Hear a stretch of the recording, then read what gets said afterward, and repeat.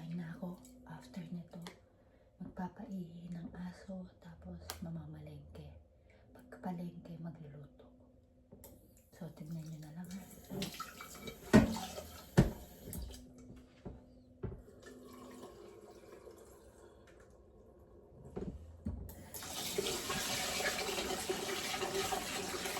Paglabas ko ng pinto na ito, makikita yung Shiro. Nag-aabang na sa akin. Wala na eh. Diba? Mateo, Shiro. Mateo. Osuwari. Osuwari. Osuwari. Osuwari. Tabi. Osuwari. Ang tagal mo ha. Mateo. Ito isa sa mga boss ko. Wait lang, bibihis ako.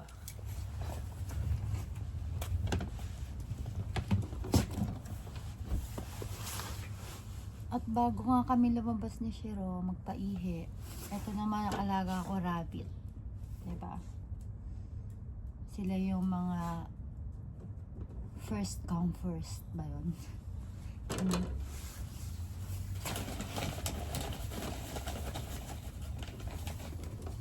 So, i-feed muna natin siya. Pakainin.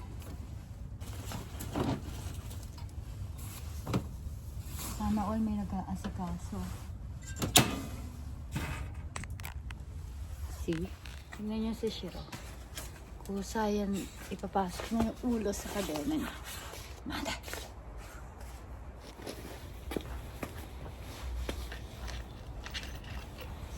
So, lalakad na kami ni Shiro. Shiro, de. Kachi.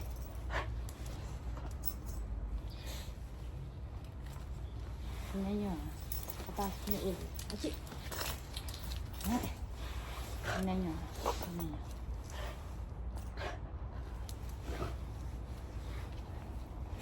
Mate.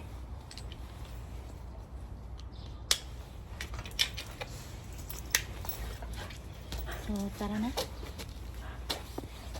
Tara. Today is Sunday. Tahimik, no? Walang katao-tao. Tignan nyo naman kahit saan kayo maglakad. Wala kang matanaw na tapos. So, dito naman tayo. Para tamaan naman tayo ng araw. Ang tahimik, no? Sarap maglakad. Ayan pala yung ating outfit. Shiro. Tingnan nyo. Parang ako pa yung aso. Kasi ako yung kinakaladkad niya. Kahit saan sulok ka talaga magpunta, di ba? Walang tao. Think na linggo-linggo yan. Tapos na tayo magpaihi. So, mamamalengke naman tayo. Diba? Buhay katulong.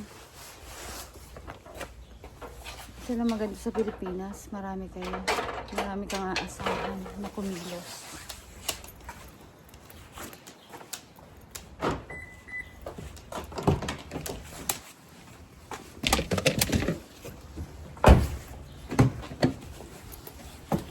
So siya, mamalengke na ako.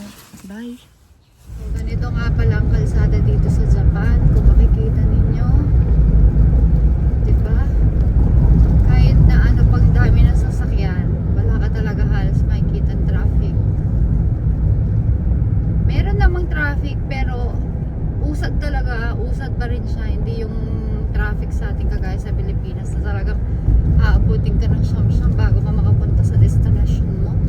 And talagang well-mannered ang mga motorista dito. Napakalinis. Kung makikita nyo lalo sa personal, napakalinis.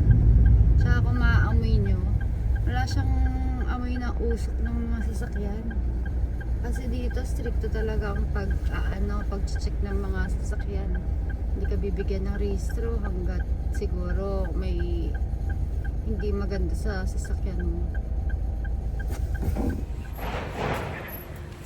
Ito. Dito tayo mamamalengke. Hindi ko lang sure kung mapapakita ko sa loob kasi may mga supermarket na bawal ang camera. So try natin. Pero dito, sa mga post nila dito, wala naman nakalagay na bawal ang camera. So pwede. Charing. Yung mga bulaklak. Kailangan natin ng 100 yen para manghiram ng card. Diba? Pero mautak talaga.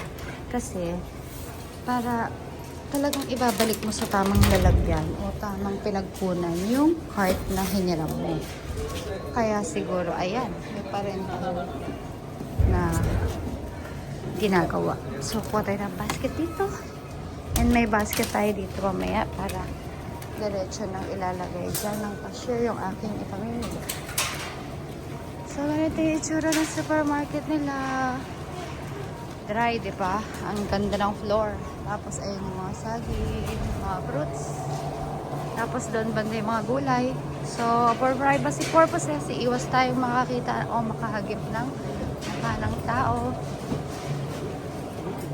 Tingnan nyo ang okra, diba? Okra na lang, 197. Tapos isasama pa dyan yung tax, nagiging 104. Yan.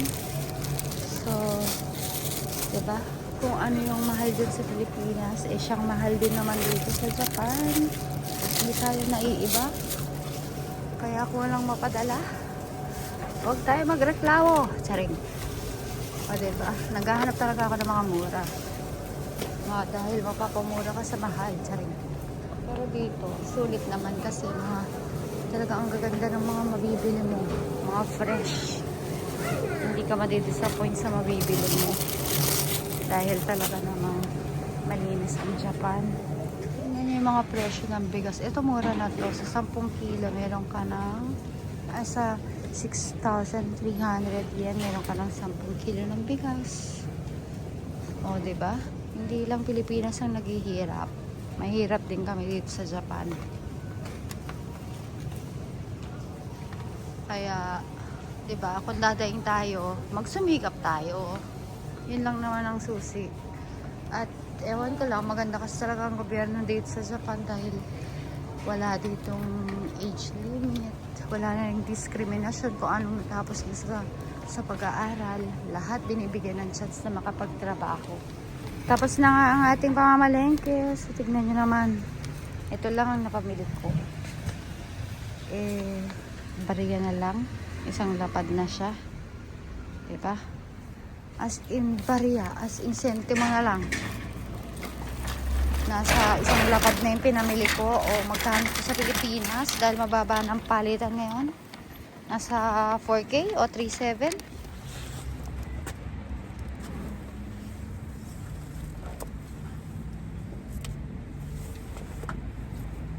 That's it for today's video. Bye! Vlogger yarn. That's it for today's video. So, magluluto na ako habang naglalaba. At hindi ko na ipapakita yun. Bye!